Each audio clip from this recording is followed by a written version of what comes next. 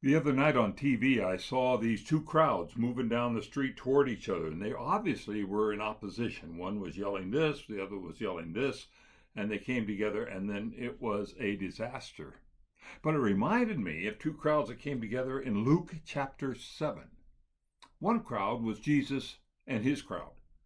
Now we know in chapter 12 that crowd was sometimes in the thousands. We don't know how big the crowd was that day. And the other crowd was a lady whose son had died. She was a widow. Her son had died. We don't know anything about how he died. We don't know anything about him.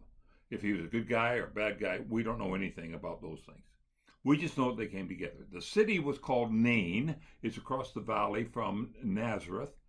Jesus was coming to the city. She and her crowd were coming out of the city, and bang, they hit. Now, it was quite different than what I saw on TV. When Jesus looked at that woman who was crying, walking along beside the casket of her son, his heart was moved for her. And he reacted because he cared and he loved.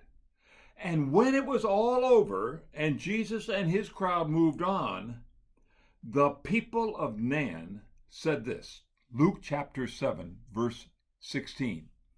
God has come to help his people. Whoa. It made me wonder when I saw that and remembered this story in Luke chapter 7. It made me wonder, what do people say when I've left their presence? When me, my crowd, whatever, maybe by myself, I'm with them and now I'm walking away from them, I'm gone. What do I leave behind? Encouragement? Joy? Fear? Worry? What's my conversation? What's my attitude? How do I act to them?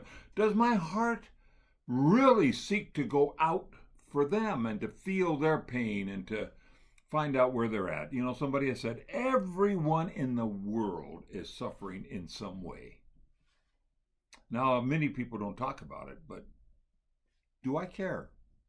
Am I sensitive to that? Jesus said, I'm the light of the world. You're the light of the world. And let your light so shine before men that they might see your good works, maybe sense their pain a little bit, and then glorify your Father who is in heaven. Jesus ministered to that woman, and the people said, whoa, God has come down to help his people. Wouldn't that be cool if they said that about us? Man, I got to clean up my act to make that happen. It's got to be more about them than it is about me. Let's try it today. Let's see if we can leave people better when we leave than when we got to them. God bless you.